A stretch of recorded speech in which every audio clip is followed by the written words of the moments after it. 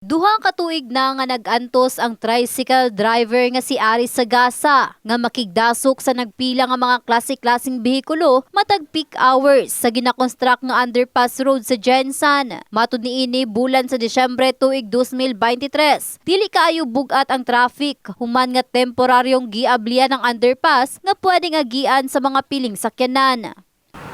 Ang mga pasahero diri kay among ruta man gud pa-Tumbler. Ang mga pasahero na mo naganaman nagbalik. Karon pag sirado ana nila dira. Pag sirado, wala na. Ang mga pasahero nangawala na pud og balik. Kay maglisod naman ang tricycle gikan sa mabuhay, di naman mawagi diri kay dito naman mawagi sa Pikas. Mahatod mig bula mo toyek pamintos medya ni ang banda. Antos-antos na lang jud, agwantahon na lang kay taon man. Og di na mo agwantahon, wa jud mi kaunon pagka abot balay.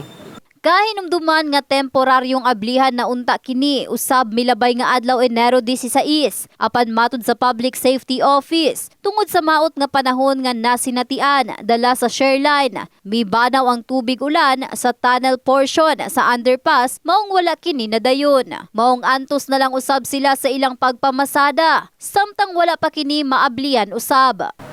Wan man yun na kay trabaho nun mong guna siya nga dapat yun ang manon na.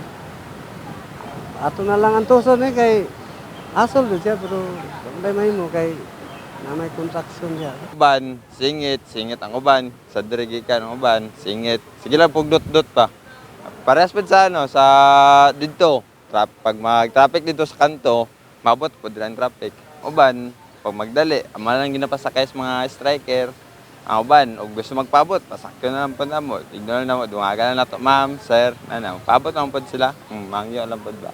Pahinumdum na lang sa mga personahe ngadto sa publiko nga tumanon ang traffic signages asan nakalatid ang pwedeng agian sa mga truck, bus, tricycle ug motorsiklo. Lunes hangtod Sabado, alas 6 ngadto sa alas 9 sa buntag ug alas 4 sa hapon hangtod alas 7 sa gabii. Ablihan ng underpass asa pwedeng makaagi ang mga light vehicles gawa sa motorsiklo ug tricycle.